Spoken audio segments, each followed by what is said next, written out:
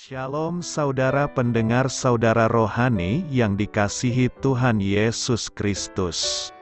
Selamat datang di Renungan Rohani malam hari ini. Selamat malam, saya berdoa agar saudara sehat selalu. Semoga Roh Kudus hadir di tengah kita saat ini. Sebelum kita mulai renungan malam ini, marilah kita bersama-sama berdoa. Bapa kami yang di surga, Bapa di dalam nama Tuhan Yesus Kristus, kami sungguh mengucap syukur, ya Tuhan, oleh karena Engkau sangat baik buat kami. Engkau ada bersama kami dan menopang hidup kami di siang hari dan di malam hari. Engkau ada bersama-sama dan menyertai kami.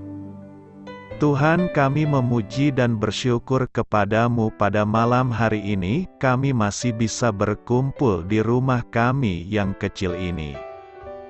Tuhan, saat ini kami hendak mendengarkan firman-Mu. Berilah pengetahuan dan bimbinglah hamba-Mu ini agar apa yang Engkau firmankan dapat bekerja sesuai kehendak-Mu. Buat kami jemaat-Mu, bukalah hati dan pikiran kami untuk mendengar dan menerima firman-Mu. Kiranya firman-Mu ini dapat menjadi berkat bagi kami. Berbicaralah Tuhan, kami sudah siap menerima firman-Mu. Di dalam nama Tuhan Yesus Kristus kami berdoa dan mengucap syukur. Amin.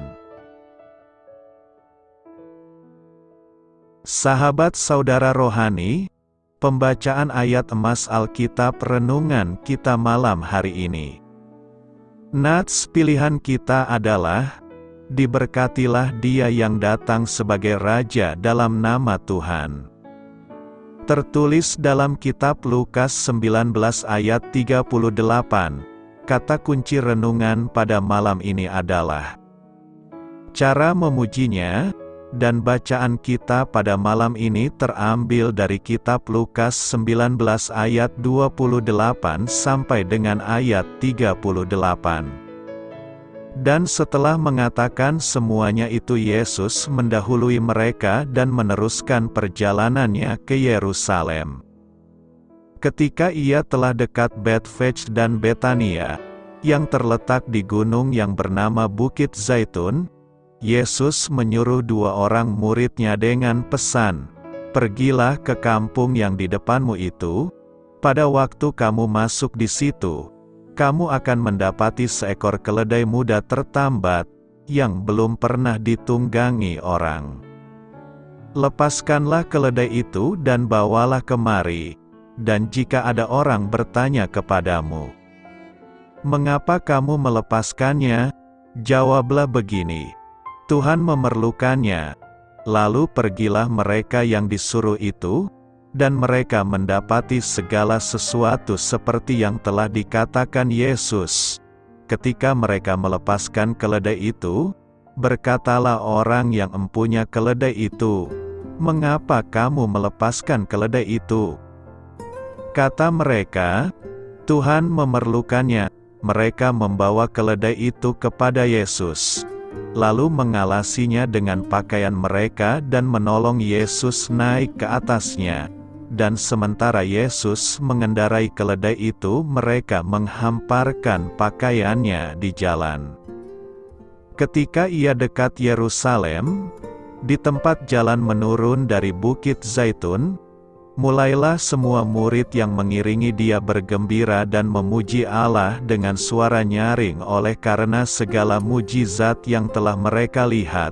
Kata mereka, "Diberkatilah dia yang datang sebagai Raja dalam nama Tuhan, damai sejahtera di sorga dan kemuliaan di tempat yang maha tinggi."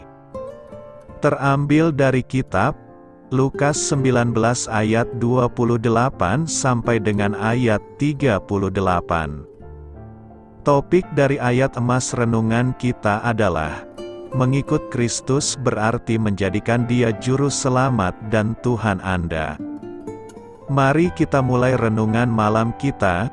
Untuk memulai hal baik, serahkanlah segala sesuatu hanya kepada Tuhan. Mari kita mulai segmen kisah inspiratif. Semaraknya peristiwa saat Yesus memasuki Yerusalem beberapa hari sebelum kematiannya sebenarnya memusatkan perhatian pada Kristus sebagai Tuhan.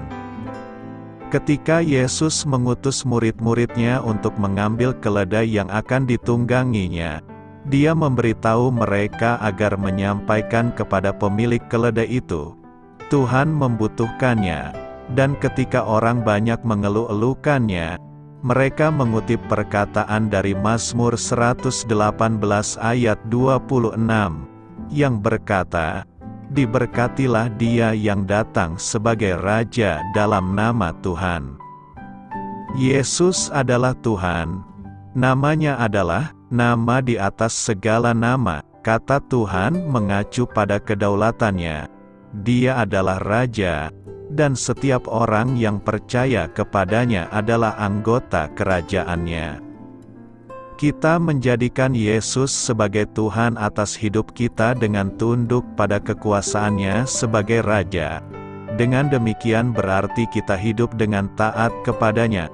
Jangan mengaku sebagai orang Kristiani jika memilih untuk hidup dalam dosa. Ketika pendeta menegurnya, ia menjawab dengan santai, "Jangan khawatir, Pak Pendeta, tidak masalah. Saya memang seorang Kristiani yang buruk." Hal itu tidak benar, sama sekali tidak. Tidak benar bagi seorang warga kerajaan Kristus. Dalam Minggu Palem ini, pastikan Anda tetap menghormati Kristus melalui perbuatan dan perkataan Anda, sehingga Anda dapat bergabung dengan orang yang lain untuk menyatakan, Yesus adalah Tuhan.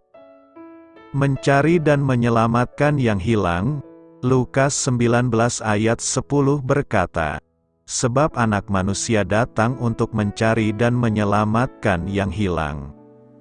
Salah satu tujuan kedatangan Yesus ke dunia ini adalah untuk mencari dan menyelamatkan yang hilang. Apa maksudnya yang hilang ini? Ini perlu kita pahami secara baik agar tidak salah paham.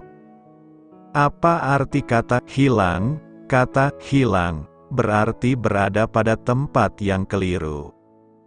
Sesuatu disebut hilang bila tidak berada di tempatnya yang semestinya.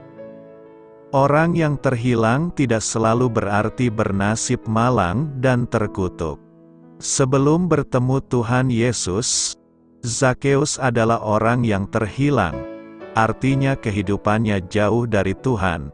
Dia ditemukan saat ia menempati kembali tempat semula sebagai anak yang taat dalam rumah dan keluarga Allah, yang ditandai oleh tindakan memberikan setengah dari hartanya kepada orang miskin, yang setengah lagi tidak dimaksudkan bagi dirinya sendiri, tetapi untuk mengembalikan uang dari orang yang pernah dia peras atau dia tipu. Ketika Yesus menemukan orang yang hilang itu, maka Yesus akan memberikan keselamatan kepadanya, dan setiap orang yang menerima keselamatan itu pasti akan mengalami perubahan hidup. Zakeus mengalami perubahan hidup setelah mendapat keselamatan yang Tuhan berikan. Dia mengalami perubahan orientasi dari mencintai uang menjadi mencintai Tuhan. Manusia berdosa adalah orang yang terhilang, tidak berada di tempat yang telah dirancang Allah.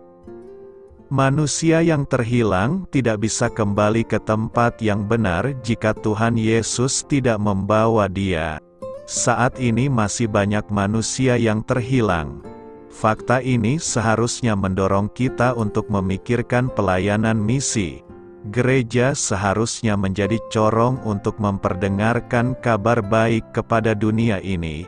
Persekutuan orang percaya seharusnya makin bertekun di dalam doa dan terlibat dalam pelayanan misi melalui doa. Nas hari ini menggambar sikap kepedulian Yesus terhadap orang yang hilang. Walau Yesus harus menerima respons yang tidak baik dari orang lain, dia tetap mencari Zakheus dan mau menumpang di rumahnya. Hal ini menyebabkan protes atau sangat kontroversial bagi pandangan masyarakat Yahudi. Mengapa? Karena di mata mereka Zakheus yang dianggap sebagai orang yang berdosa, seorang pemungut cukai, orang-orang Yahudi merasa tidak layak jika Yesus menumpang dan berkunjung ke rumah Zakheus. Sikap Yesus ini yang patut kita teladani sebagai orang Kristiani. Jelas-jelas Zakheus orang berdosa, seorang pemungut cukai. Tetapi, Yesus menumpang dan berkunjung ke rumah Zakheus. Yesus sendiri tidak menganggap Zakheus itu sebagai orang yang berdosa. Yesus tidak menghakimi, menyalahkan, dan menghujat Zakheus. Melainkan Yesus merangkul karena kebenaran iman ada pada dirinya. Sebab, ia datang untuk merubah yang buruk menjadi baik dan menyempurnakan yang baik pula. Jika kisah Injil ini kita tarik dan masukkan ke dalam kehidupan sehari-hari kita tidak jauh berbeda dengan orang-orang Yahudi. Orang-orang banyak yang memberi protes kepada Yesus. Seringkali, kita tidak menerima orang lain jika melakukan kesalahan, menjas, gosip sosial, dan susah untuk mengampuni orang lain. Padahalnya, kita sendiri lebih banyak melakukan kesalahan dan memfitnah orang lain. Hal yang patut kita ketahui bahwa di mata Allah semua ciptaannya sama. Allah tidak pernah membeda-beda. Artinya, Allah sungguh-sungguh menunjukkan kepedulian dan perhatian kepada kita semua lewat kedatangan Yesus untuk mencari dan menyelamatkan yang hilang, yakni kita semua ciptaannya. Karena itu, marilah kita mencari orang yang hilang dan memberikan kepadanya keselamatan yang dari Yesus. Sekarang kita pergi ke Yerusalem. Lukas 18 ayat 31 berkata, Yesus memanggil ke-12 muridnya, lalu berkata kepada mereka, sekarang kita pergi ke Yerusalem dan segala sesuatu yang ditulis oleh para nabi mengenai Anak Manusia akan digenapi. Kota Yerusalem dalam kehidupan Tuhan kita, melambangkan tempat Dia mencapai puncak kehendak Bapa-Nya. Yesus berkata, Aku tidak menuruti kehendakku sendiri, melainkan kehendak Dia yang mengutus aku. Melakukan kehendak Bapa adalah perhatian utama di sepanjang hidup Tuhan Yesus. Apapun yang dihadapinya sepanjang jalan, suka atau duka, keberhasilan atau kegagalan, tidak pernah menghalangi Dia dari maksud tersebut. Ia mengarahkan pandangannya untuk pergi ke Yerusalem. Hal terpenting untuk kita ingat ialah kita pergi ke Yerusalem untuk menggenapi maksud Allah, bukan maksud kita sendiri. Biasanya, kita berhak atas ambisi kita sendiri. Tetapi dalam kehidupan Kristen kita tidak mempunyai sasaran kita sendiri. Dewasa ini kita banyak berbicara tentang keputusan kita bagi Kristus. Tekad kita menjadi orang Kristen, dan keputusan kita untuk ini dan untuk itu. Akan tetapi, dalam Perjanjian Baru, satu-satunya aspek yang dikedepankan ialah maksud Allah yang benar dan sesungguhnya. Bukan kamu yang memilih aku, tetapi akulah yang memilih kamu. Kita dibawa ke dalam maksud Allah dengan tidak menyadarinya sama sekali. Kita tidak mempunyai gagasan atau konsepsi akan apa yang menjadi sasaran Allah. Sementara kita melanjutkan langkah maksudnya bahkan menjadi semakin samar. Tujuan Allah tampaknya seperti telah gagal dicapai sesuai dimaksudkan. Karena kita terlalu rabun, tidak mampu melihat hal yang jauh dengan jelas, sasaran yang ditetapkannya. Yesus datang ke kota Yerusalem untuk menawarkan para penduduknya pembebasan yang sejati dan suatu damai sejahtera yang tidak dapat diberikan oleh penguasa dunia manapun, yaitu pengampunan dosa dan rekonsiliasi dengan Bapa Surgawi. Yerusalem mendapat namanya dari sepatah kata Ibrani yang berarti damai, Salem. Namun sayangnya, kota Yerusalem belum siap untuk menyambut Sang Raja Damai. Sabda Yesus, "Engkau tidak mengetahui saat ketika Allah datang untuk menyelamatkan engkau." Dalam artian tertentu Yesus sebenarnya menghidupkan kembali suatu episode dalam sejarah kota suci ini yang sudah berumur 600 tahun. Masa hidup Yeremia, ketika Yerusalem sedang menghadapi sebuah penyerbuan besar-besaran dari pasukan Babel. Nubuatannya yang dibuatnya sambil menangis ini terpenuhi ketika pasukan tentara Romawi menghancurkan kota suci Yerusalem dan praktis meratakan bait suci pada tahun 70. Patut kita catat bahwa walaupun ketika dia meratapi kota Yerusalem bukanlah berarti dia tidak berpengharapan. Alangkah baiknya jika pada hari ini juga engkau mengerti apa yang perlu untuk damai sejahteramu. Apakah kita mengetahui apa saja yang memungkinkan terciptanya damai sejahtera? Damai sejahtera yang ditawarkan oleh Yesus lebih daripada sekadar tidak adanya konflik dan peperangan. Damai sejahtera dari Yesus berarti pembebasan dari keterikatan pada rasa takut, pembebasan dari prasangka, kebencian dan penolakan. Damai sejahtera dari Yesus adalah kebebasan dari dosa yang datang selagi kita memusatkan pandangan mata kita pada Yesus dan mencoba untuk berjalan mengikuti perintah-perintahnya dalam ketaatan. Inilah satu-satunya damai sejahtera yang membawa kesembuhan, rahmat, serta persatuan dan kesatuan, keluarga-keluarga, komunitas-komunitas, dan bahkan seluruh negara dan bangsa dapat mengenal damai sejahtera ini apabila mereka sungguh-sungguh menyingkirkan berbagai halangan yang mencegah mereka merangkul Tuhan. Damai sejahtera yang sejati dimungkinkan seturut sampai berapa jauh kita memperkenankan Yesus memerintah hati dan pikiran kita, juga memperhatikan rumah tangga dan relasi-relasi kita. Sabdanya dan Roh Kudusnya memiliki kuat kuasa untuk menghancurkan setiap penghalang. Ketika kekhawatiran melanda diri kita, maka Yesus dapat menunjukkan kepada kita bagaimana mengatasi rasa takut kita dengan keberanian dan iman, kepahitan kita dengan cinta kasih dan pengampunan, dan intoleransi kita dengan kebaikan hati dan kesabaran. Karena itu, saat kita berjalan menuju Yerusalem sejatinya lah kita harus hidup dalam damai sejahtera Allah. Apa itu keselamatan yang mulia?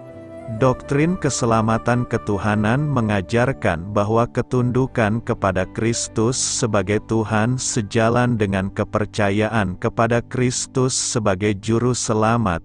Keselamatan yang mulia adalah kebalikan dari apa yang kadang-kadang disebut kepercayaan mudah atau ajaran bahwa keselamatan datang melalui pengakuan terhadap serangkaian fakta tertentu.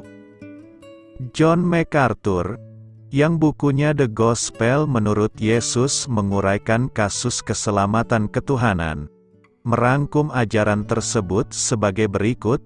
Panggilan iman Injil mengandaikan bahwa orang berdosa harus bertobat dari dosa mereka dan menyerah pada otoritas Kristus. Dengan kata lain, orang berdosa yang menolak untuk bertobat tidak diselamatkan, karena ia tidak dapat berpegang teguh pada dosanya dan juru selamat pada saat yang bersamaan. Dan orang berdosa yang menolak otoritas Kristus dalam hidupnya tidak memiliki iman yang menyelamatkan. Karena iman yang sejati mencakup penyerahan diri kepada Allah. Oleh karena itu, Injil menuntut lebih dari sekedar membuat keputusan intelektual atau mengucapkan doa. Pesan Injil adalah panggilan untuk menjadi murid. Domba akan mengikuti gembalanya dengan ketaatan dan ketaatan. Para pendukung keselamatan Tuhan menunjuk pada peringatan Yesus yang berulang-ulang kepada orang-orang munafik beragama pada zamannya sebagai bukti bahwa sekadar menyetujui fakta-fakta rohani tidak akan menyelamatkan seseorang. Harus ada perubahan hati. Yesus menekankan tingginya biaya pemuridan. Barang siapa tidak memikul salibnya dan mengikuti aku, ia tidak dapat menjadi muridku, dan barang siapa tidak menyerahkan segala miliknya, ia tidak dapat menjadi muridku. Di bagian yang sama, Yesus berbicara tentang menghitung biayanya. Di tempat lain, dia menekankan komitmen total. Tidak seorang pun yang siap membajak dan menoleh ke belakang, tidak layak untuk melayani dalam kerajaan Allah. Dalam khotbah di bukit, Yesus mengatakan bahwa kehidupan kekal adalah jalan sempit yang hanya ditemukan oleh sedikit orang. Sebaliknya, paham mudah percaya berupaya memperluas jalan sehingga siapapun yang memiliki pengakuan iman bisa masuk. Yesus berkata bahwa setiap pohon yang baik menghasilkan buah yang baik. Sebaliknya, paham mudah percaya mengatakan bahwa sebatang pohon masih bisa menjadi baik dan hanya menghasilkan buah yang buruk. Yesus berkata bahwa banyak orang yang berseru, "Tuhan, Tuhan," tidak akan masuk kerajaan. Sebaliknya, paham mudah percaya mengajarkan bahwa mengucapkan "Tuhan, Tuhan" sudah cukup. Keselamatan yang mulia mengajarkan bahwa pengakuan iman yang sejati akan didukung oleh bukti iman. Jika seseorang benar-benar mengikuti Tuhan, maka dia akan mematuhi instruksi Tuhan. Seseorang yang hidup dalam dosa yang disengaja dan tidak bertobat jelas tidak memilih untuk mengikuti Kristus. Karena Kristus memanggil kita keluar dari dosa dan masuk ke dalam kebenaran. Memang benar, Alkitab dengan jelas mengajarkan bahwa iman kepada Kristus akan menghasilkan kehidupan yang diubahkan. Keselamatan sebagai Tuhan bukanlah doktrin keselamatan melalui perbuatan. Para pendukung keselamatan ketuhanan dengan hati-hati mengatakan bahwa keselamatan hanya karena anugerah, bahwa orang percaya diselamatkan sebelum iman mereka menghasilkan perbuatan baik, dan bahwa orang Kristen dapat dan melakukan dosa. Namun, keselamatan sejati pasti akan membawa pada kehidupan yang berubah. Orang-orang yang diselamatkan akan dipersembahkan kepada juru selamat mereka. Seorang Kristen sejati tidak akan merasa nyaman hidup dalam dosa yang tidak diakui dan tidak ditinggalkan. Berikut 9 ajaran yang membedakan keselamatan ketuhanan dengan sikap mudah percaya. 1. Pertobatan bukanlah sinonim sederhana untuk iman. Kitab suci mengajarkan bahwa orang berdosa harus menjalankan iman bersamaan dengan pertobatan. Pertobatan adalah perubahan pikiran dari menerima dosa dan penolakan terhadap Kristus menjadi penolakan terhadap dosa dan menerima Kristus. Dan bahkan ini adalah anugerah dari Allah. Pertobatan sejati yang terjadi ketika seseorang berserah diri pada ketuhanan Kristus pasti akan menghasilkan perubahan perilaku. 2. Seorang Kristen adalah ciptaan baru dan tidak bisa berhenti percaya dan kehilangan keselamatan. Iman itu sendiri adalah anugerah dari Allah.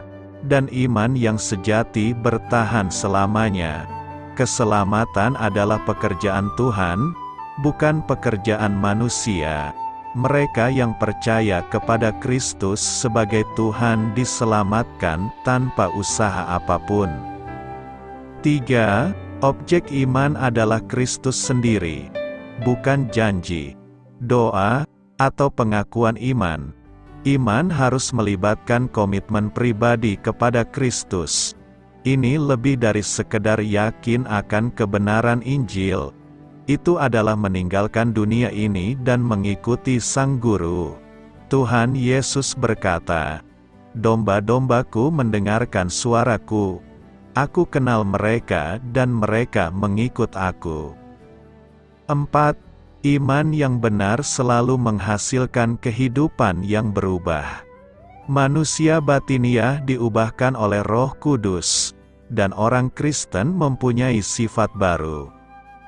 Mereka yang memiliki iman sejati, mereka yang berserah diri pada ketuhanan Kristus, mengikuti Yesus, mengasihi saudara-saudaranya, menaati perintah-perintah Allah, melakukan kehendak Tuhan, berpegang pada firman Tuhan, menaati firman Tuhan, melakukan perbuatan baik, dan terus beriman.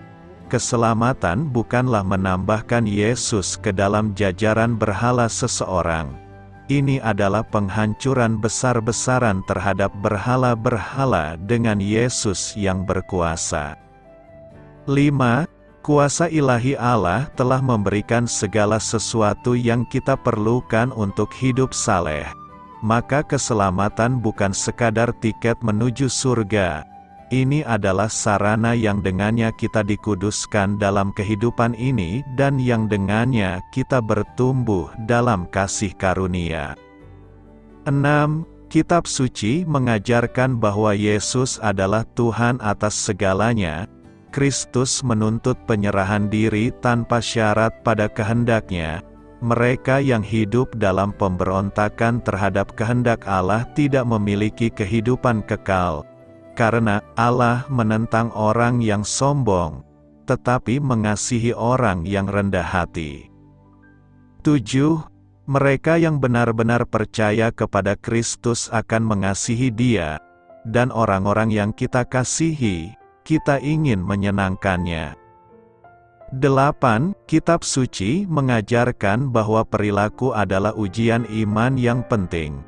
Ketaatan adalah bukti bahwa iman seseorang itu sejati. Jika seseorang tetap tidak mau menaati Kristus, ia memberikan bukti bahwa imannya hanyalah sekedar nama. Seseorang mungkin mengaku Yesus sebagai juru selamat dan berpura-pura taat untuk sementara waktu. Namun, jika tidak ada perubahan hati, sifat sejatinya pada akhirnya akan terwujud. Hal serupa juga terjadi pada Yudas Iskariot. 9. Orang percaya yang sejati mungkin tersandung dan jatuh, tetapi mereka akan bertekun dalam iman.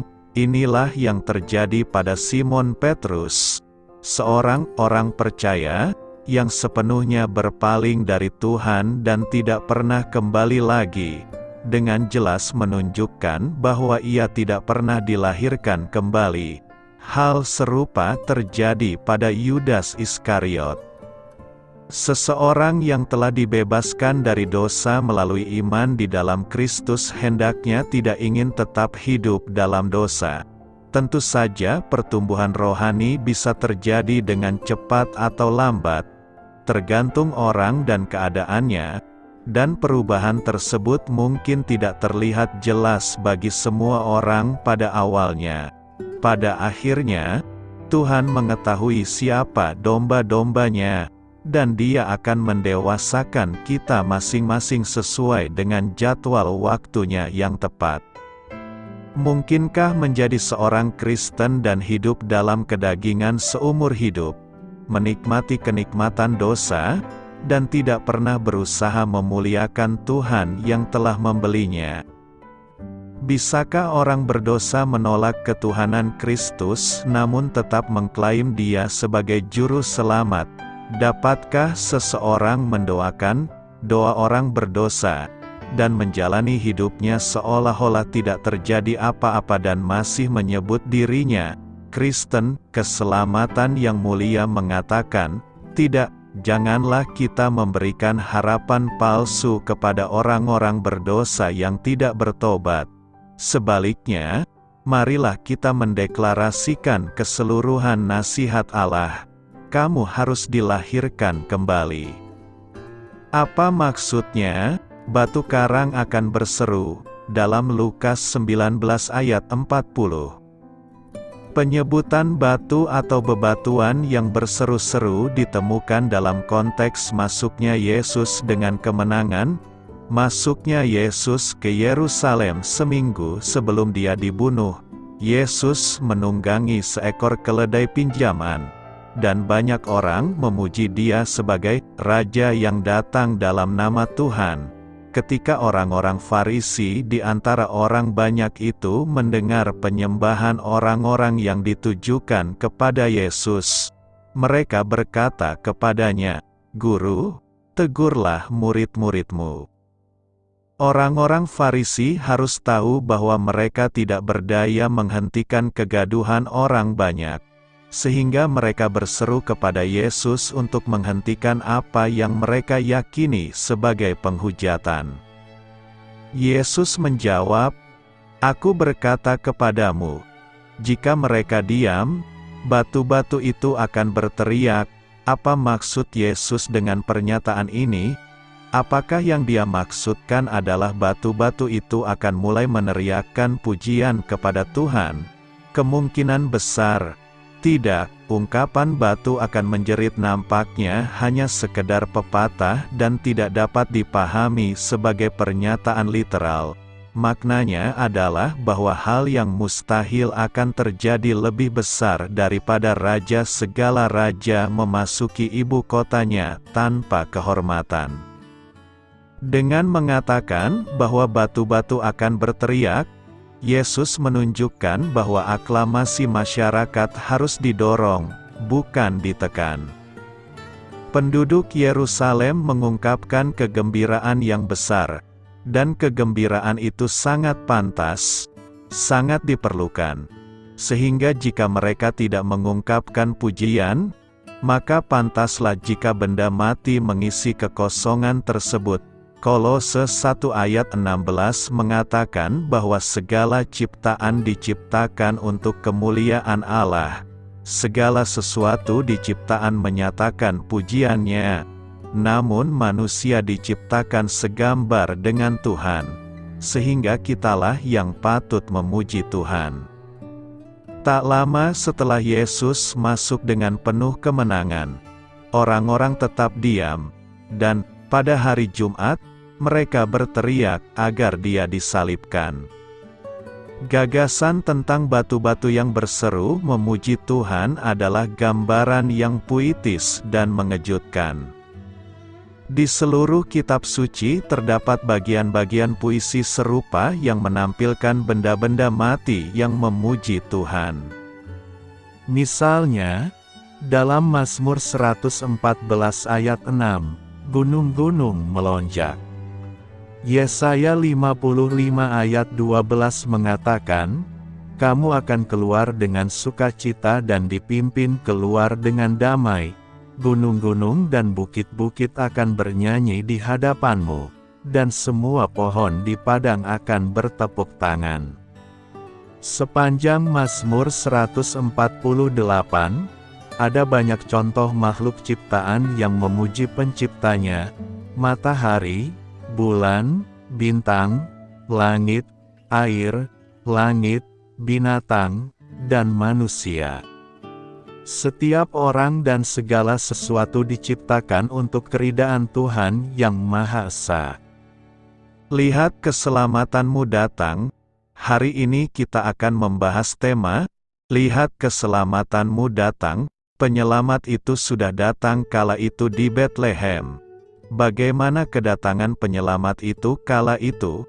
Tentu ada kronologi yang terjadi menjelas kelahiran Yesus. Yesus bukan lahir tiba-tiba ke dunia ini. tetapi kelahirannya menjalani proses manusiawi. Bagaimana proses keselamatan itu datang dan lahir di tengah-tengah kita? Pertama, kedatangan keselamatan itu dimulai dari kedatangan Gabriel kepada Maria. Pada bulan ke-6, Elizabeth mulai mengandung. Ini menunjukkan bahwa usia Yesus lebih muda sekitar 6 bulan dari Yohanes Pembaptis. Tentu saja dalam hal ini Yesus ditinjau sebagai manusia. Sebagai Allah Ia kekal dan lebih tua dari siapapun. Ditinjau dari banyak sudut, baik pemberitaan tentang kelahiran Yohanes Pembaptis maupun kelahiran Yohanes Pembaptis kelihatannya lebih hebat dan mentereng daripada pemberitaan tentang kelahiran Yesus dan kelahiran Yesus. Kelahiran Yohanes Pembaptis diberitakan di dalam Bait Allah di Yerusalem, sedangkan kelahiran Yesus diberitakan di rumah Maria di Nazaret di Galilea. Kelahiran Yohanes Pembaptis diberitakan kepada seorang imam yaitu Zaharia, sedangkan kelahiran Yesus diberitakan kepada seorang gadis desa yaitu Maria. Yohanes Pembaptis dilahirkan dalam rumah atau keluarga imam, sedangkan Yesus dilahirkan di tempat hewan atau keluarga tukang kayu yang miskin. Kelahiran Yohanes Pembaptis diketahui banyak orang, sedangkan kelahiran Yesus hampir tidak diketahui orang. Bandingkan semua ini dengan Yesaya 53 ayat 2b, yang berbunyi, "Ia tidak tampan dan semaraknya pun tidak ada sehingga kita memandang dia, dan rupa pun tidak, sehingga kita menginginkannya." Tetapi jelas bahwa Yesus jauh lebih besar dari Yohanes Pembaptis. Ini mengajar kita untuk tidak menilai Yesus secara jasmani. Kalau kita menilai Yesus secara jasmani, kita tidak akan pernah mau datang dan percaya kepada Dia, dan itu akan membawa penghukuman kekal bagi kita. Juga dalam menilai hal-hal lain, banyak orang menilainya secara jasmani atau lahiriah, misalnya. Dalam menilai suatu agama mereka memperhatikan berapa banyak jumlah umatnya, populernya agama tersebut. Dalam menilai gereja mereka memperhatikan kemegahan gedungnya, banyaknya jemaatnya, banyaknya cabang yang dimiliki, nama atau merek gereja yang ngetop. Dalam menilai pendeta mereka melihat gagahnya si pendeta, gelarnya yang hebat, IQ tinggi yang ia miliki, sekolah yang hebat di luar negeri tempat ia mendapatkan pendidikan teologia. Dalam menilai buku rohani mereka melihat bentuk bukunya, warna dan cetakannya yang menarik. Ini semua salah, karena kita harus menilainya secara rohani. Bagaimana mutu rohaninya? Itulah yang harus dipertanyakan.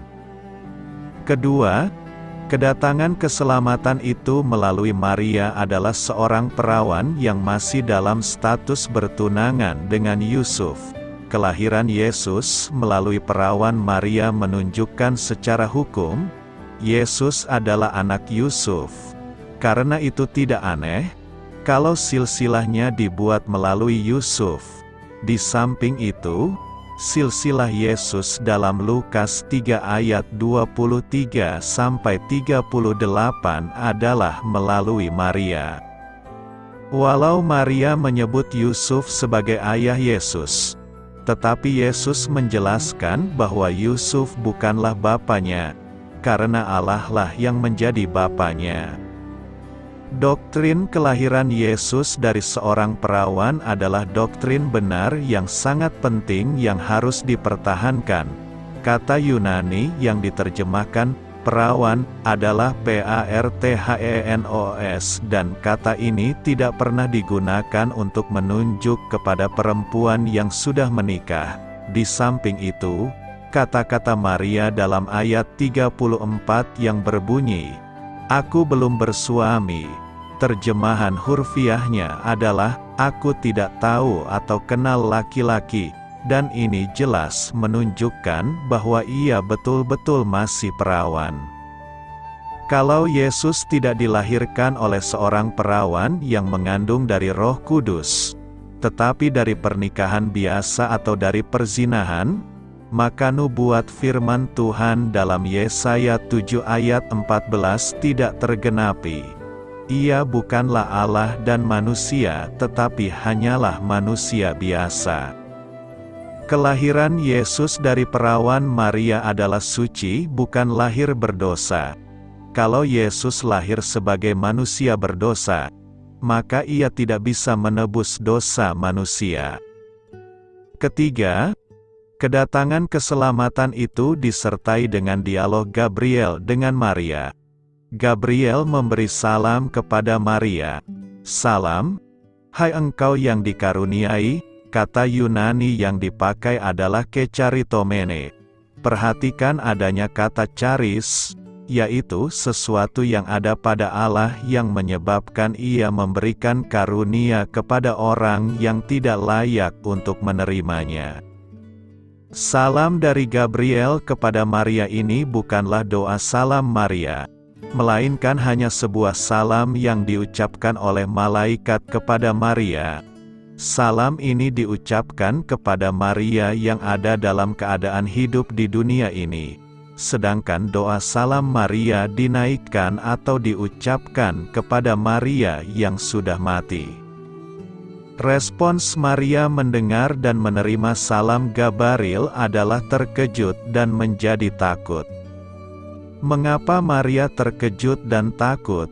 Karena malaikat Gabriel memberitakan kelahiran Yesus melalui dirinya yang masih bertunangan dan belum menikah. Hal itu tidak mungkin terjadi secara manusia, karena seseorang hanya bisa melahirkan anak jika sudah menikah. Pernyataan Gabriel itu membuat Maria menjadi ketakutan. Ketakutan Maria semakin bertambah-tambah karena Gabriel mengatakan bahwa anak yang akan dilahirkannya akan disebut anak Allah. Ini tak berarti bahwa sebelum jadi manusia Yesus bukanlah anak Allah. Artinya, dulu ia sudah adalah anak Allah. Lalu ia menjadi manusia dan manusia akan tahu dan mengakui atau menyebutnya sebagai anak Allah. Kebingungan dan ketakutan Maria atas pemberitaan Gabriel kepada dirinya membuat Maria menerima dengan kerendahan hati segala maksud dan rencana Tuhan dalam dirinya demi mewujudkan kedatangan keselamatan bagi dirinya dan bagi dunia ini. Walau Maria takut bukan berarti ia menolak kehendak Tuhan atas dirinya. Itulah sebabnya dia tidak dihukum. Dan ini menunjukkan bahwa Maria mempunyai sikap hati yang berbeda dengan Zakharia. Maria memiliki keyakinan yang kuat bahwa bagi Allah tidak ada yang mustahil, karena bagi Allah setiap rema tidak akan mustahil. Kata rema bisa diterjemahkan what, jadi maksudnya adalah setiap kata yang tadi Tuhan janjikan dalam ayat 31-33, tidaklah mustahil. Keempat, kedatangan keselamatan itu berkat ketundukan Maria atas kehendak dan rencana Tuhan. Bagi Maria ketundukan dan penyerahannya ini mempunyai resiko tinggi, yaitu kesalahpahaman Yusuf, kesalahpahaman, ejekan dan hinaan dari orang-orang di sekitarnya, bahkan dari keluarganya sendiri. Kemungkinan ia akan dihukum mati berdasarkan hukum perjanjian lama dalam Ulangan 22 ayat 20-21. Tetapi Maria tetap tunduk dan tidak membantah. Ini menunjukkan iman yang hebat. Ini merupakan bukti nyata dari iman. Kalau kita mengekang pikiran kita dan menaklukkannya, sehingga tidak berani menjawab ini atau itu kepada Allah, karena keberanian dalam berbantah adalah ibu dari ketidakpercayaan. Kalau Tuhan memberikan firman yang kelihatannya tidak logis bagi kita, sejatinya kita pun harus mempercayainya. Kalau Tuhan memberikan perintah yang kalau kita taatikan memberikan resiko atau kerugian besar bagi kita, maka kita pun harus tunduk dan menerimanya dengan segala kerendahan hati. Inilah kronologi kedatangan keselamatan itu bagi kita. Keselamatan itu datang dengan proses yang panjang yang penuh lika-likunya. Karena itu, marilah kita taat pada rencana Tuhan dalam hidup kita demi mendatangkan keselamatan bagi kita dan bagi seluruh dunia ini. Yesus mencari dan menyelamatkan yang hilang. Tuhan Yesus Kristus datang ke dunia adalah untuk mencari dan menyelamatkan yang sesat dan hilang. Sebab Anak Manusia datang untuk mencari dan menyelamatkan yang hilang. Ayat ini merupakan tujuan sekaligus misi kedatangan Tuhan Yesus ke dalam dunia yang ingin disampaikan oleh Lukas si penulis Injil tersebut. Pada pasal sebelumnya, Lukas juga mencatat pernyataan Yesus bahwa bukan orang sehat yang memerlukan tabib, tetapi orang sakit. Aku datang bukan untuk memanggil orang benar, tetapi orang berdosa, supaya mereka bertobat. Pertanyaan kita sekarang adalah bagaimana cara Yesus mencari dan menyelamatkan orang hilang. Melalui perikope ini kita dapat belajar cara Yesus mencari dan menyelamatkan orang hilang, yakni: pertama, Yesus menjumpai Zakeus orang berdosa. Perjumpaan Tuhan Yesus dengan Zakeus terjadi di kota Yeriko pada saat Yesus dalam perjalanan ke Yerusalem. Ayat 1 menunjukkan bahwa ia bepergian melalui Yerikho. Yerikho adalah salah satu kota yang paling kuno di dunia. Kota ini terletak sekitar 19 km sebelah timur laut dari Yerusalem di sisi barat Sungai Yordan dekat dengan Laut Mati. Terkenal dengan kayu balsam dan buah kurma. Dalam kisah ini, jelas bahwa Yesus berencana untuk bermalam di kota ini, serta menumpang di rumah Zakeus. Perjumpaan merupakan awal dari sebuah relasi entah itu dengan siapapun atau apapun. Bagaimana orang bisa lebih kenal apalagi dekat kalau bertemu saja belum?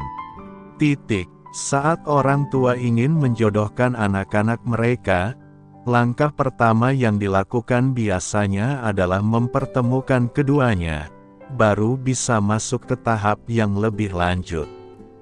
Saya rasa begitu juga dengan kisah ini, bagaimana Zakeus, yang dikatakan sebagai orang berdosa itu dapat mengalami keselamatan dan perubahan hidup kalau berjumpa dengan Sang Juru Selamat saja belum.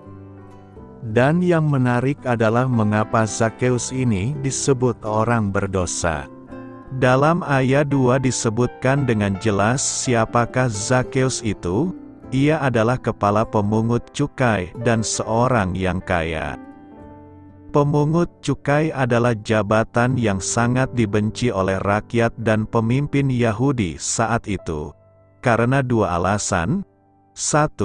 Pemungut cukai dianggap sebagai pengkhianat bangsa Yahudi karena bekerja sama dengan penjajah yaitu Romawi. 2. Pemungut cukai biasanya adalah seorang penipu karena menarik pajak lebih dari yang seharusnya. Dan posisi Zakeus saat itu adalah kepala pemungut cukai alias bos sehingga dia semakin dibenci. Bagi Zakeus, yang penting saya kaya.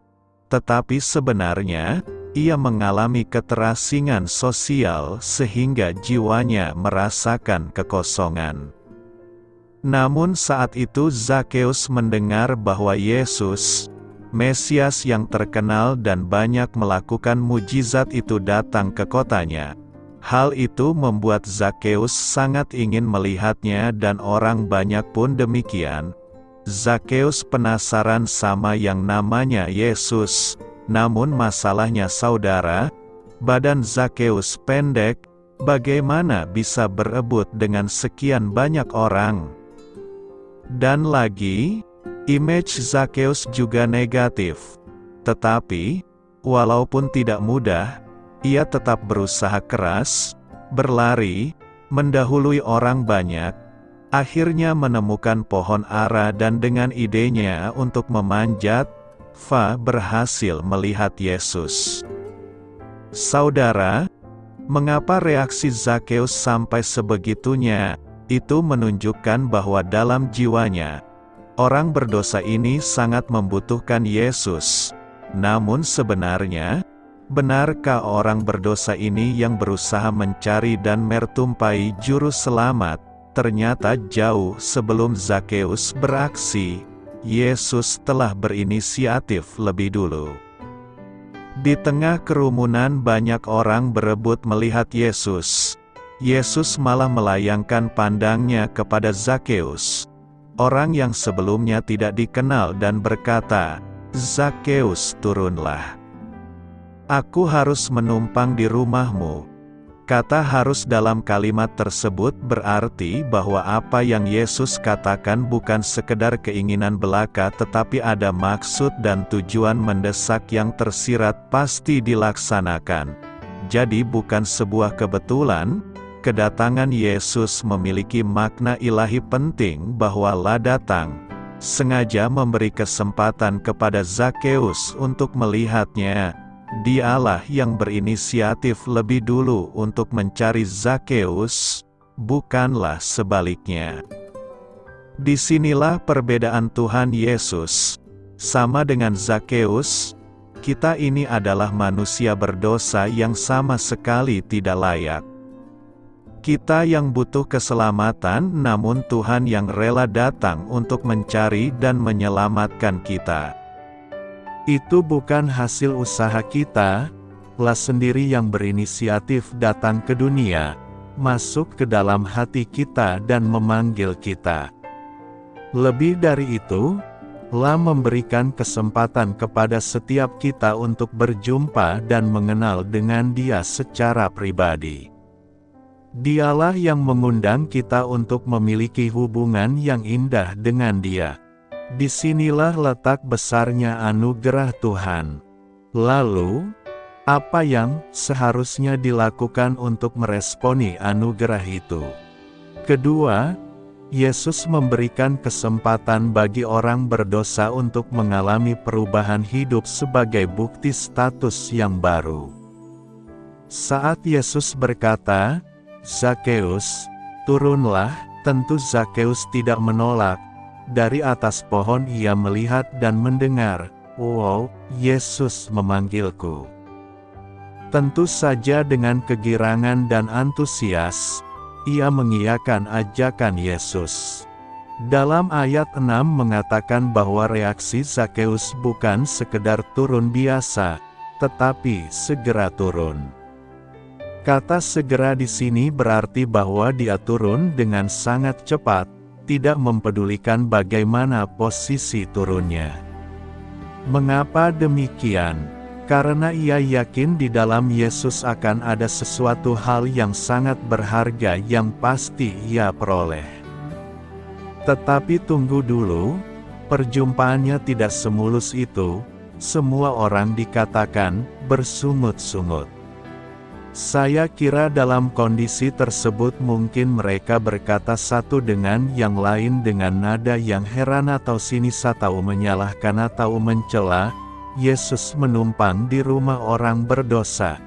Mengapa Yesus begitu?"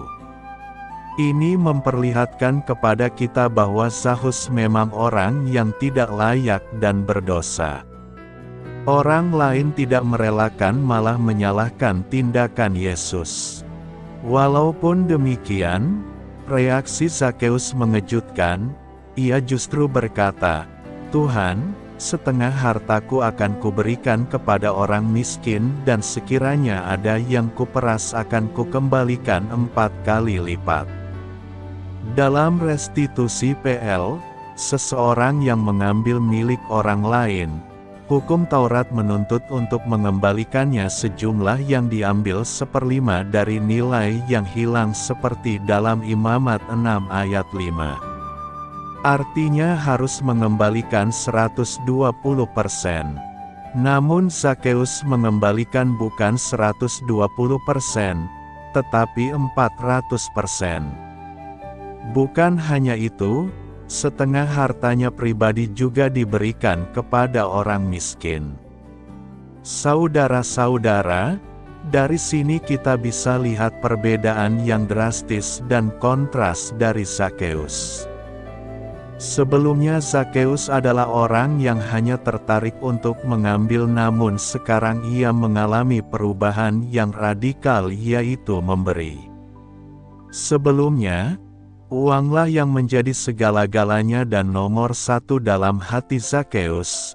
Namun setelah perjumpaan itu, Kristuslah yang menjadi nomor satu dan segala-galanya bagi Zakeus. Hal itulah yang membuat ia rela melepaskan sesuatu yang dulunya berarti, yaitu uang. Hatinya telah diperbaharui oleh Tuhan. Inilah makna pertobatan yang sesungguhnya. Respon orang banyak terhadap keputusan Tuhan Yesus sangat berbeda dengan respon Zakeus. Keputusan Tuhan Yesus untuk menginap di rumahnya direspon oleh Zakeus dengan cara menyambut dengan penuh hasrat, menyambut dengan penuh sukacita. Salah satu karakteristik Lukas ketika mencatat reaksi dari orang-orang yang mendapat penyataan-penyataan ilahi adalah mereka juga dipenuhi dengan sukacita ilahi. Menyambut dengan penuh kemurahatianem. Inisiatif untuk memberi kepada orang miskin datang dari hati Zakeus sendiri. Bukan karena ditantang oleh Tuhan Yesus ia memberikan 50% dari seluruh kekayaannya, padahal dalam tradisi kerabian Yahudi memberikan 20% sudah dianggap sangat murah hati. Menyambut dengan sikap hati yang tidak lagi diperbudak oleh uang. Praktek eksploitasi pajak biasanya dibiarkan oleh pemerintah Romawi, selama tidak menimbulkan huru-hara. Ada kemungkinan Zakeus juga mempraktekkan hal itu. Tetapi sejak dia mengalami perjumpaan yang sejati dengan Tuhan Yesus, Zakeus rela membayar kerugian tanpa ada tuntutan atau huru-hara. Bahkan Zakeus membayar kerugian lebih dari yang seharusnya. Dia mengganti dengan nilai yang tertinggi. Tuntutan ganti rugi secara umum adalah 1 atau 5 atau 4 sampai 5 kali lipat. Perubahan radikal yang terjadi pada diri Zakeus setidaknya menunjukkan sebuah kebenaran bahwa keselamatan kekal yang diterima melalui iman kepada Tuhan Yesus ditandai dengan suatu pertobatan, dan pertobatan itu harus dibuktikan dengan suatu perubahan yang radikal dalam cara hidup orang percaya. Inilah iman yang sejati. Ketiga, Yesus mendeklarasikan keselamatan kepada Zakeus. Dalam ayat 9-10 menjelaskan suatu bentuk pendeklarasian oleh Tuhan terhadap perubahan hidup Zakeus. Perubahan itu belum berarti kalau Tuhan belum menyatakan sesuatu kepadanya. Saat seorang murid mendapat ujian dan yakin telah mengerjakannya dengan baik, apalah artinya kalau pengajar belum memberikan hasil ujian itu kepadanya? Ayat 9 mengatakan, "Hari ini telah terjadi keselamatan kepada rumah ini, karena orang ini pun anak Abraham." Anak Abraham dalam kalimat tersebut menunjukkan kalau Zakeus pun berhak menerima janji-janji Allah seperti Abraham. "Nihlo Zakeus, kamu sekarang telah selamat." Dan memang itulah tujuan kedatangan Tuhan Yesus seperti disebutkan ayat 10, mencari dan menyelamatkan yang hilang, sungguh misi yang luar biasa. Allah mengumumkan dan menegaskan kembali supaya Zakeus sendiri menyadari statusnya bukan lagi seperti pemungut cukai dengan image orang berdosa, tetapi ia telah menjadi baru.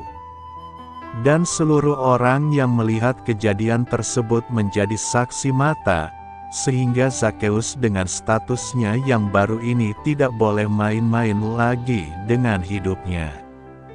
Apa yang hendak kita renungkan saat ini? Pertama, keselamatan adalah kasih karunia Allah dalam dan melalui Yesus Kristus. Keselamatan adalah anugerah dari Allah bagi setiap orang yang percaya kepada Yesus. Anugerah Allah semata yang diperjelas melalui iman setiap orang yang takut akan Allah dan semuanya merupakan persiapan akan kedatangan Yesus Kristus. Dalam perjanjian baru anugerah Allah bagi keselamatan manusia menjadi jelas, yaitu hanya melalui iman dan Yesus Kristus. Iman dan kehidupan kekal saling berhubungan. Dapat dipahami bahwa keselamatan yang Zakeus terima bahkan karena perbuatan baiknya, dengan memberikan setengah dari miliknya dan mengembalikan apa yang sudah diperasnya dari rakyat, tetapi hanya karena semata-mata anugerah Tuhan, yakni imannya kepada Yesus Kristus. Hal ini terlihat dari sikap Zakeus yang begitu tergesa-gesa untuk melihat Yesus. Namun terlebih dahulu Yesus memanggil nama Zakeus ketika berada di atas pohon. Kedua, inisiatif keselamatan hanya datang dari Allah. Allah melalui dan dalam nama Yesus Kristus yang berinisiatif untuk menyelamatkan manusia yang telah berdosa, dan dalam Injil Lukas salah satunya dalam diri Zakeus sang pendosa, dan tidak ada peran apapun dari manusia berkaitan dengan karya keselamatan ini. Dapat dipahami bahwa keselamatan yang Zakeus terima bukan karena perbuatan baiknya, dengan memberikan setengah dari miliknya, mengembalikan apa yang telah diperas dari rakyat, tetapi hanya karena semata-mata anugerah Tuhan, yakni imannya kepada Yesus Kristus. Mendengar itu bergembiralah semua orang yang tidak mengenal Allah, dan mereka memuliakan firman Tuhan. Dan semua orang yang ditentukan Allah untuk hidup kekal, menjadi percaya.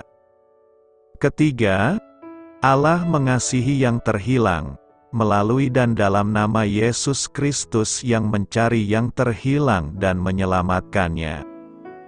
Kehadiran Yesus di bumi adalah dalam rangka melaksanakan kehendak Allah untuk mencari yang terhilang.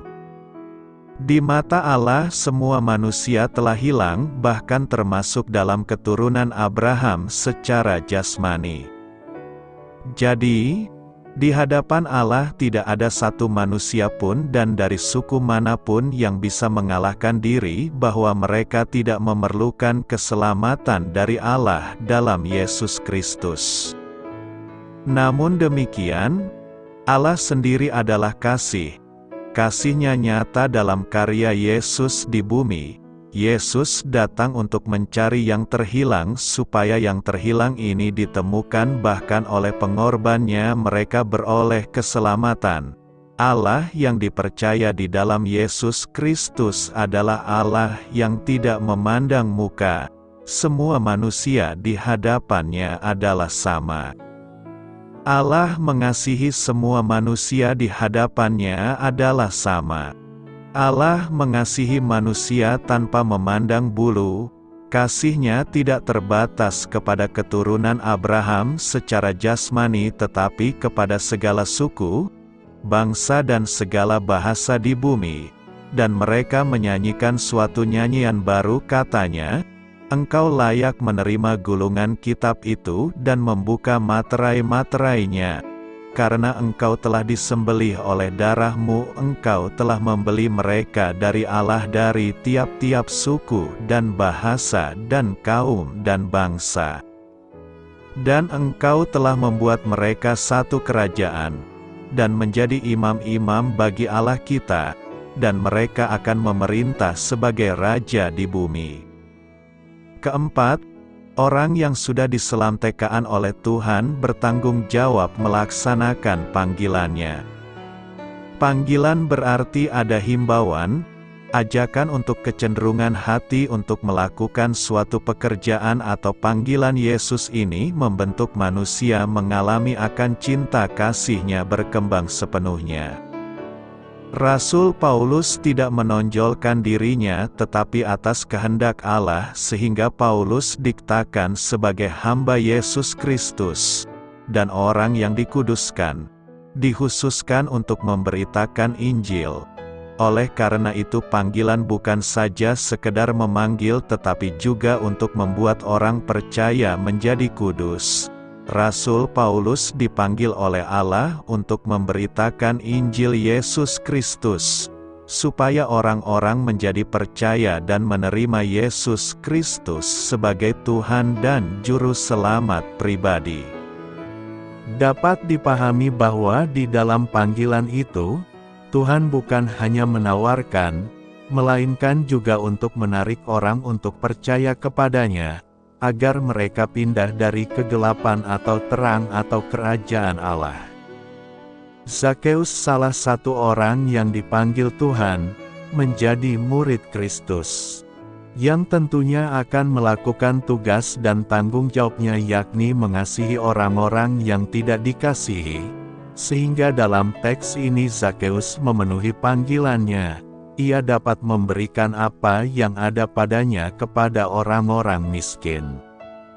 Karena itu, lakukanlah yang terbaik bagi Tuhan dan sesama sebagai orang yang telah menerima keselamatan dari Yesus. Beritakanlah Injil kepada segala makhluk, hormatilah semua orang. Selamat beristirahat malam dalam kasih setia Tuhan. Doa saya menyertai saudara sekalian, mari bertumbuh dalam iman bersama saudara rohani. Saya memberkati Anda agar sewaktu Anda mencarinya dari Dia, Bapa Surgawi Anda akan memberikan bagi Anda roti harian Anda. Dalam nama Yesus Kristus, Tuhan yang berkuasa atas alam semesta dan menuntun kita kepada iman yang menyelamatkan, Tuhan Yesus menyertai senantiasa. Terima kasih sudah berkenan mendengarkan renungan malam saudara rohani. Tuhan memberkati. Amin.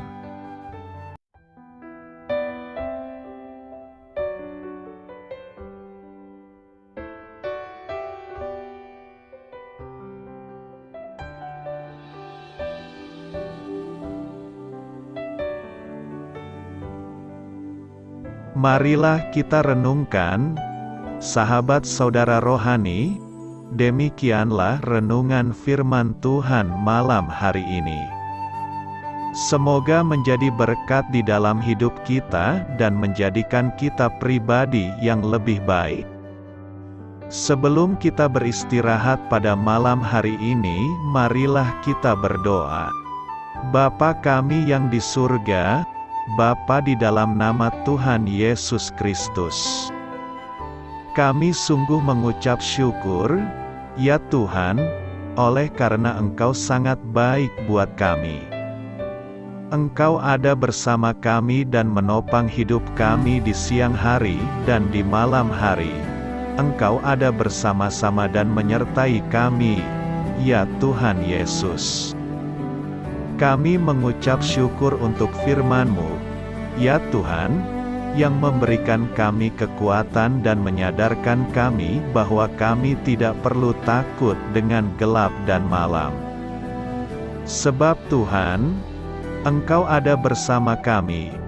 Engkau melindungi kami dan menjadi perisai bagi kami hamba-Mu berdoa saat ini. Tuhan, untuk setiap pendengar renungan ini yang mengalami ketakutan, kecemasan, kegelisahan, pada situasi gelap dan malam hari di dalam nama Tuhan Yesus Kristus. Kuasa Tuhan melepaskan mereka dari segala ikatan roh-roh ketakutan yang mengikat mereka saat ini. Tuhan melepaskan setiap anak-anak-Mu dari segala rasa takut dan kecemasan. Di dalam nama Tuhan Yesus segala kuasa-kuasa roh jahat, kuasa setan iblis yang mengganggu anak-anak-Mu, ya Tuhan, tolong hancurkan dan halaukan dengan kuasa-Mu. Dalam nama Tuhan Yesus Kristus, berkati setiap kami anak-anak-Mu, ya Tuhan, dan lindungilah kami aman di dalam Engkau. Ya Tuhan, penuhilah setiap hati kami dengan keberanian, damai sejahtera, dan sukacita serta ketenangan yang dari Tuhan. Berkati kami di malam hari ini, saat kami tidur dan beristirahat, kuasa-Mu, ya Tuhan, menaungi setiap kami, memberkati dan melindungi kami. Bangunkanlah kami kembali besok pagi dengan kekuatan yang baru, tubuh yang sehat diberkati Tuhan, dan berkat-berkat yang baru Tuhan sediakan bagi kami. Terima kasih, ya Tuhan, kami sungguh mengucap syukur untuk firman-Mu yang menguatkan kami.